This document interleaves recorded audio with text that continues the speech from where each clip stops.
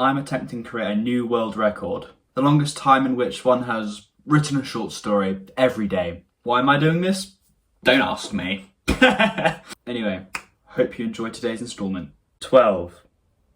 Truth. I couldn't touch it, no matter how hard I tried. No matter how many times I passed it, no matter how close I came, it repelled me all the same.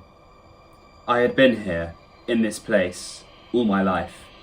A wide, open space, empty, aside from the deep, wave-like calluses in the white surface at my feet. Those pathways that all led me to the thing, carved out of marble like the impression of wind on the sand of a beach.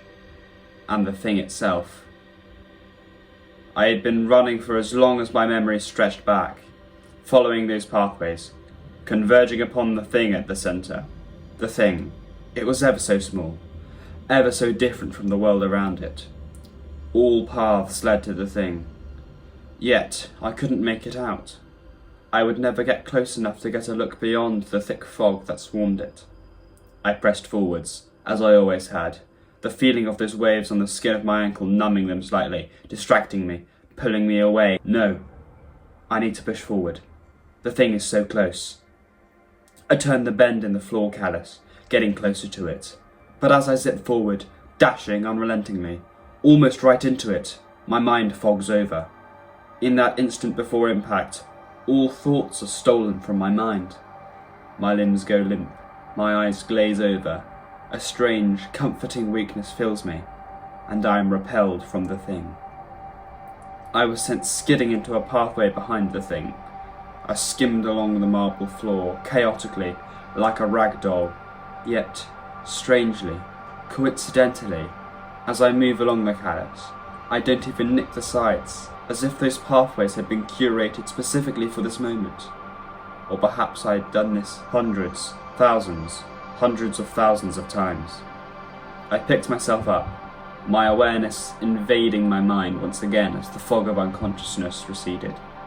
As I did, I pushed my teeth harshly against one another. I pushed forwards again. The ache in my chest grew louder, sheerer, overwhelming, increasing 100-fold. An almost panicked fervour washed through my limbs, a desperate desire to see what was on the other side. Never before had something burned so scorching hot within me. I needed to see the thing in its full glory. My life here would never be complete. I needed to know the truth of what I was ultimately doing in the first place. I turned the corner of the callus once again, and the fog filling my skull grew thicker and thicker and thicker with each step.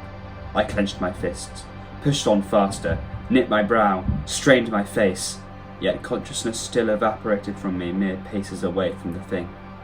I was sent skidding into a pathway behind the thing. I skimmed along the marble floor, chaotically, like a rag doll. Yet, strangely, coincidentally, as I move along the callus, I don't even nick the sides, as if those pathways had been curated specifically for this moment. I stopped, heaving for air whilst lying on my side, coughing, spluttering. I took a moment of pause, as I never had before.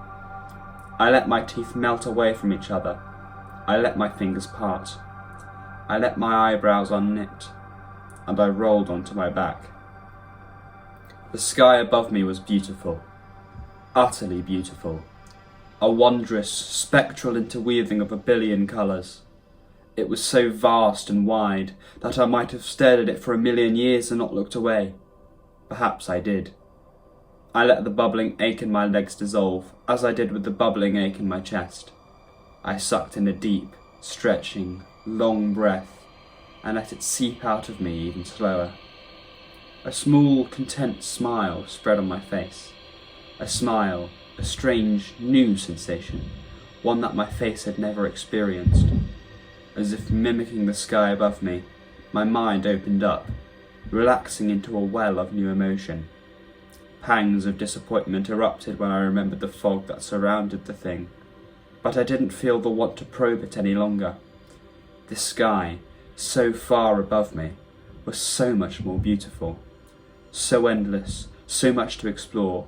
It only grew in beauty, and so, lying there, the thing became redundant.